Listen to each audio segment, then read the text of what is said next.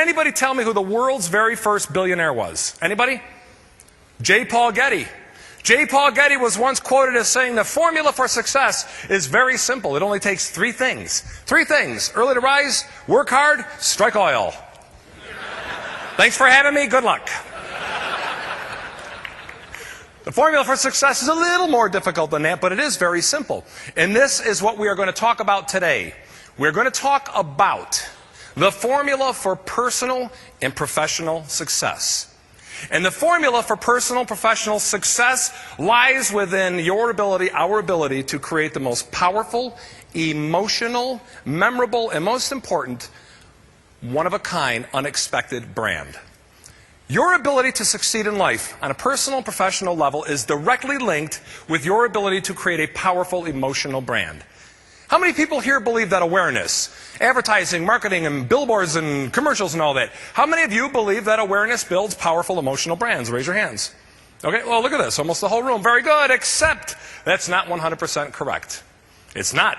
Take it from me, folks. I owned and operated a national advertising and marketing firm for nearly 20 years. And I'm telling you, awareness alone cannot build a powerful emotional brand. It can't. Awareness alone cannot build a powerful emotional brand. Awareness is exactly what it is. It's awareness. We're all aware of certain deadly diseases, are we not? Does it mean we want to run out and get them?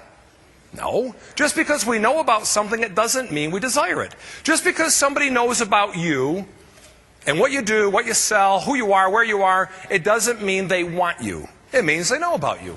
Who are you? Who are you? What do you do? What do you sell? I want you to think about this. This is very important. Somebody stops you in an elevator, in a parking lot, in a grocery store and said, who are you? What do you do? What do you sell? What do you say? What do people think? It's a much tougher question than it first appears, and it's very, very important. I guarantee you if I took 10 of you, one at a time, into a private room and asked you these questions, I'm going to get 10 different answers. They're not that simple. Let's talk about a couple of companies and ask you what they sell. What does Starbucks sell, anybody? Coffee. Yes, they do sell coffee.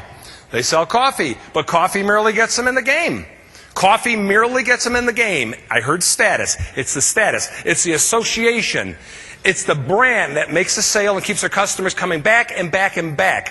Starbucks brand, not their coffee. Their brand is the reason why we're willing to stand in line for 20 minutes, pay $4 for a cup of coffee, all to be approved of in the eyes of other human beings in the morning.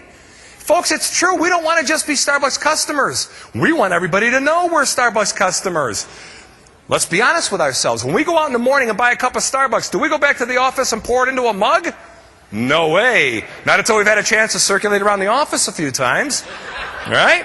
Let everybody know just how important and sophisticated we are. I'm smart. I appreciate the finer things in life. In fact, I'm so intelligent, I'm willing to stand in line way too long and pay way too much for it. That's a Starbucks brand. It's a powerful brand. I'm going to tell you something. Personal opinion. Personal opinion. I happen to think Dunkin' Donuts has a better tasting cup of coffee than Starbucks. I do. But I'll tell you something right now. I wouldn't stand in line for 20 minutes and pay $4 for one of their cups of coffee, nor would I walk around with a Dunkin' Donuts cup like I was some big deal. It doesn't work, no matter how hard they try. The truly powerful experiences stay with us forever. They don't just stay with us. They change us. They mold us. They dictate what we do and how we live. They dictate what we do and how we live. They literally, if an experience is strong enough, will dictate what we wear, where we shop, what we eat, where we eat, what kind of car we drive, who we date, who we marry, who I'm going to work with, partner with, and trust my business to. That's what an experience will do if it's strong enough. I want you to know something. Every one of us in this room, everything about us, every belief we have, from spiritual beliefs to political beliefs to relationships to how the world should revolve and interact with us, everything about our belief system is based on the experiences we've had since we were little teeny people. The experiences have literally shaped your belief system. And here's the cool thing. Once you have a belief, you are usually very unwilling to part with it. You are. Think about how you react to somebody challenging one of your beliefs. You talk about spiritual, you talk about political, and somebody goes, oh, I don't agree with that. Let me tell you why. Well, what? How can you not agree with me? You don't believe what I believe. We get angry. Now, here's what you do in business. If you start focusing on the relationships, on the customer first, and I loved, is it Andy Geist? I loved Andy's message this morning. Here's your priority. Superior customer service equals growth. Period. then I knew I was in the right place. If you focus on the right things, here's what happens. You will create a belief system in the minds, hearts, and souls of your customers so strong about you, who you are, what you can do, that they are going to be unwilling to part with it. Saturn said, we want to have a few people take us to the promised land. Check this out. You think it's working? When the first several years of Saturn's inception, the first few years they were around, every single summer they had a picnic. I don't know if you ever heard about this. They had a picnic at their headquarters. People from all over the country drove to get to this picnic because they were Saturn owners. It was only for Saturn owners. Every single summer, 35 to 40,000 customers drove from all over the country for this picnic. They got engaged there. They got married there. It was unbelievable. 35 to 40,000 people driving across the country to have a picnic because they drive a Saturn. That's sick. But you know what it is? It's a cult following. It's a cult-like following. Folks, here's my point. If a company can do it with a motorcycle, a company can do it with a cup of coffee, another company can do it with a mediocre car, one can do it with a mouse in an amusement park, and one can do it with a swoosh, and on and on and on. All commodity items. If they can create a cult following in a sea of sameness with a bunch of competition, so can you. So can you. But you have to understand something. It's not about the stuff you sell, it's how you sell it. Your products and services merely get you in the game, ladies and gentlemen. You think you're the only people on the planet selling what you sell? This stuff gets you in the game. The ultimate experience and the ultimate level of service is what makes a sale and keeps your customers coming back, and then guess what? They believe in you and love you and trust you to such an extent that they go out and they tell everybody they believe in and they love and they trust to start working with you. That's what it's all about. You'll find a few people and they will take you to the promised land. I know you know what I'm saying. And you're all going, yeah, I know, we do. But guess what? We are, as a human race, transactional and robotic.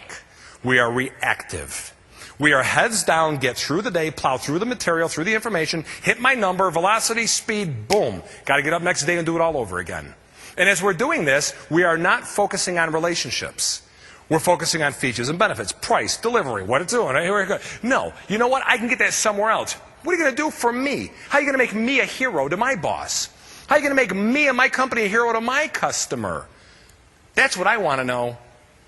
Develop a relationship with me. Let me trust you, let me love you, let me believe in you. Then we'll talk. Then we'll talk longevity. We'll talk sustainability. Here's how companies work, folks. Here's how they work. Management groups get together. They say, okay, let's do some research, focus groups, phone surveys. Let's figure out what the customer wants, and let's figure out a way to get it to them. That's not 100% wrong, but it's not 100% right. If all you ever do is give your customer what they expect, what they want, and what they think they need, that is not creating anything unique, memorable, relevant, innovative. It's not. Ladies and gentlemen, we expect to get what we want. Think about this. We expect to get what we expect. When you go to a store or to a restaurant, do you not expect to get what you went for? Yes? Let's say you go to a store or a restaurant and you don't get it. Are you upset?